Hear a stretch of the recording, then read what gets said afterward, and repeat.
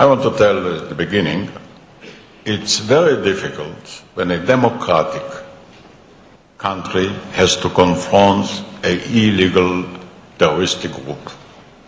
Whatever we do is being photographed. Whatever they do, nobody sees. Who was elected by the Palestinians? Not Hamas, but Mr. Abbas, who is called Abu Mazen. 62% of the Palestinians voted for him to be the president of the Palestinian people. And we negotiate with him. Hamas participated in the elections, but they have a very unique idea about democracy. They think a democracy is a story of 1 day in 4 years. You go through the elections. After the elections, you can start to shoot and kill and threaten. Finished. Democracy is not a matter of elections. It is a civilization. But Hamas concerns us.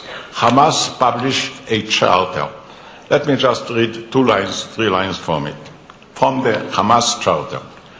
The day of judgment will not come about until the Muslims kill the Jews, when the Jews will hide behind stones and trees. There is no solution for peace initiative, proposals, international conferences are all a waste of time. This is an official charter. I don't know about which Hamas are you talking. Now, about the proportions. In the last 8 years, I hate to say it, but since you mentioned it, let me give the other picture too.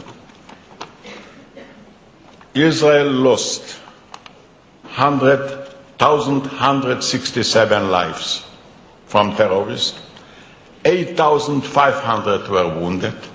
It wasn't done in 20 days. It was done in several years. We restrained all the time. And then, since the last 4 years, when Hamas took over Gaza, 5,500 rockets and 4,000 mortars, shells, were fired upon civilian life in Israel at random. They didn't care if it's kindergarten, we didn't answer. For that reason, the ceasefire idea, Mr. Prime Minister, is very strange in our views. We never started fire. I want you to listen because you watch all of your television, I can understand your feeling. Israel left Gaza completely. No occupation. We took out all of our soldiers from Gaza, all our civilians. People are talking about settlements. We took out from Gaza all the settlements and all the settlers, 15,000 of them. Nobody forced us. It was our own choice. We have had to mobilize 45,000 policemen to bring them back home at the cost of $2.5 billion. I want to understand, why did they fight rockets against us? What for? There was not any siege against Gaza. All the passages were open. Not only that, we participated in investing money in Gaza to develop an agriculture. We have a Paris Center. We ourselves put in $20 million, to build greenhouses, to develop strawberries, the export of strawberries, excellent strawberries, flowers. Jimmy Wolfson, who was a representative of the quartet, took from his own pocket $5 million also to participate in it. They destroyed it. Why? They bombed all the passages. Why? Why did they fire at us? What did they want? We didn't occupy. There was never a day of starvation in Gaza. By the way, Israel is the supplier of water daily to Gaza. Israel is the supplier of fuel to Gaza. The only thing we didn't permit to bring in is rockets from Iran. And they build tunnels to do it. And we also have women and children, and they want to sleep at night. You know what it means?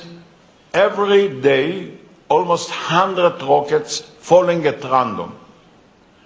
1 million people have had to be under shelter. They came to the government and says, what happened to you? We want to have security. Why do you permit to happen it? And I want anybody telling me clearly what were the reasons for the attack? What were the purposes of the attack?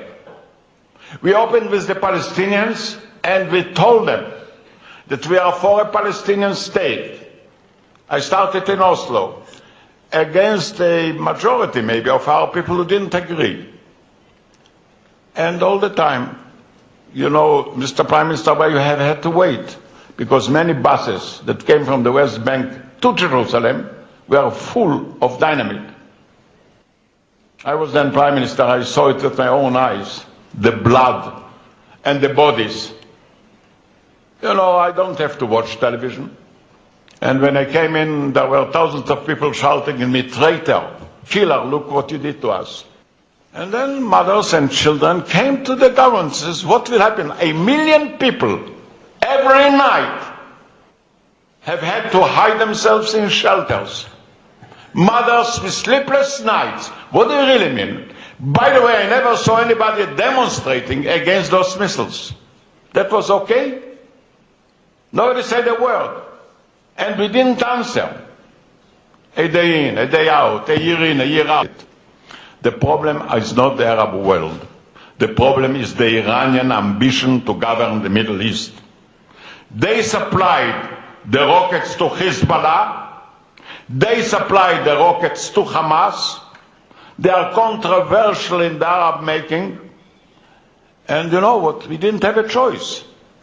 The leader of Hezbollah, Nasrallah, says, would I know that Israel will react so strongly, we wouldn't start it. Thank you very much. And then come Mashal, the leader of Hamas, and said, Israel reacted too strongly. What did they expect us to do? I don't understand. What would any country do? What would you do if you would have on Istanbul every night 10 rockets or 100 rockets? And we never gave up. All my life, as you said, Mr. Chairman, I appreciate, I'm fighting for peace. What we did is not the thing that we wanted to do. It's not our choice. Our choice is peace. What we did is because the lack of a choice. I'm very much sorry, Mr. Secretary General, about the United Nations building. According to our record, they start, not by your knowledge, they started to shoot from there. And by the way, when Europe bombed Kosovo, you hit the Chinese embassy. Did you want to? And hundreds of civilian people were killed in the bombing too. Look what the people of the Palestinian people, the Secretary General of Fatah is saying about Hamas 3 days ago. I quote him, 3 days ago. Hamas has turned Gaza schools, mosques, all universities into centers of detention, interrogation, and torture. Doesn't have been shot in the legs, beaten savagely. Hamas plundered trucks, bringing and distributes it only to the food, only to the supporters of their movement. They didn't give food to the people of Fatah. They killed 100 leaders of Fatah in full daylight. They throw them from the roofs. What do we really mean? For us, victory is peace, not war. We have power. We shall never use power unless we don't have another choice. And when we have a choice, we want peace. And I think that Hezbollah has learned a lesson. They stopped shooting. Nobody stopped them to shoot, but our reaction. I hope Hamas will also have a lesson. They will stop shooting and start talking. Everything that we can achieve is by talking, not by shooting. And that was, and that is, and that will remain the position of Israel. Thank you, Mr. President.